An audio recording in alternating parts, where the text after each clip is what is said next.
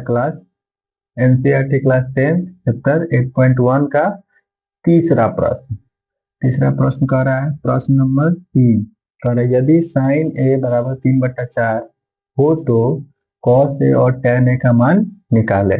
चलिए आइए इसको भी बहुत आसान तरीका से बनाने का कोशिश करते हैं हम। देखिए सबसे पहले दिया हुआ है साइन ए बराबर 3/4, इसका फॉर्मूला होता है P/H। साइन का फॉर्मूला क्या होता है? P/H होता है। इसमें सबसे पहले जानते हैं उनको त्रिभुज, समकोण त्रिभुज का आवश्यकता होता है, तो समकोण त्रिभुज बना लेते हैं, उसके बाद आसानी से आपको समझ में आएगा। समकोण त्रिभुज जिसमें आपको B समकोण हो जाएगा, A हो जाएगा, C हो जाएगा, ये आपका समकोण हो गया।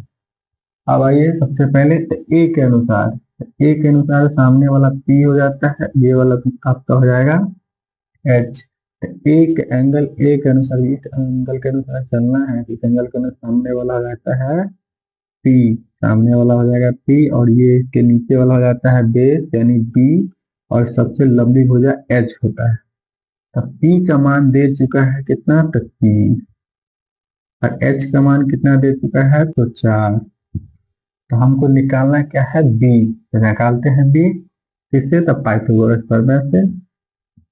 पाइथागोरस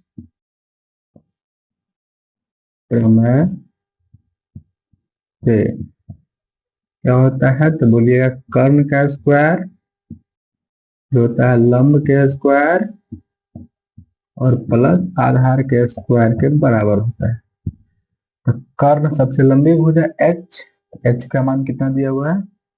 4 का स्क्वायर, लंब यानी ये वाला 3 यानी 3 का स्क्वायर प्लस आधार दिया हुआ है B स्क्वायर, हो जाएगा कितना? 16। ये हो जाएगा आपका 9, और ये हो जाएगा आपका B स्क्वायर का B स्क्वायर। अब है ये प्लस में है, इधर चलाएगा तो माइनस में, तो बोलिएगा 16 में से चल जाएगा -9, अब बराबर हो जाएगा B स्क्वायर। तो बोलिएगा 16 में हो जाएगा कितना? 7 बचेगा, इधर हो जाएगा B स्क्वायर। और जब स्क्वायर को इधर लाना पड़ता है बराबर के इधर, तो वो रूट में चलाता है। किसमें चलाता है? रूट में। आगे तो कितना हो जाएगा? इधर हो जाएगा B, और इधर हो जाएगा रूट अंडर कितना? 7, यानी B का मान कितना निकल गया आपका? 7। तो B का मान कितना निकल गया? B का मान आपका निकल गया √7। अब देखो B का मान निकल गया, तो हमको क्या निकालना है?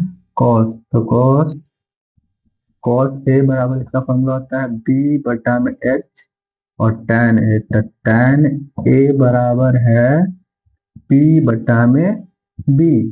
अब एंगल ए के ही अनुसार चलना है। किसके अनुसार चलना है? एंगल ए के अनुसार चलना है। तो कोई परिवर्तन नहीं करना है, जो है P के मान वही रहेगा, जो B के मान है वही रहेगा, जो H के मान है वही रहेगा, इसमें कोई बदलाव नहीं होगा।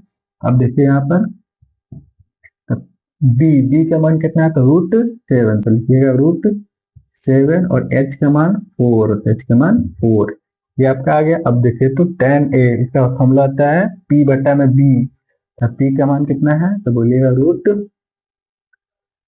P का मान कितना है? तो 3, यहाँ पर दिया हुआ है 3, और B का मान कितना निकाले हैं? तो √7, तो √7, ये हो गया आपका आंसर। अगर समझ में आ रहा हो तो वीडियो को लाइक, सब्सक्राइब और शेयर जरूर कीजिएगा। धन्यवाद।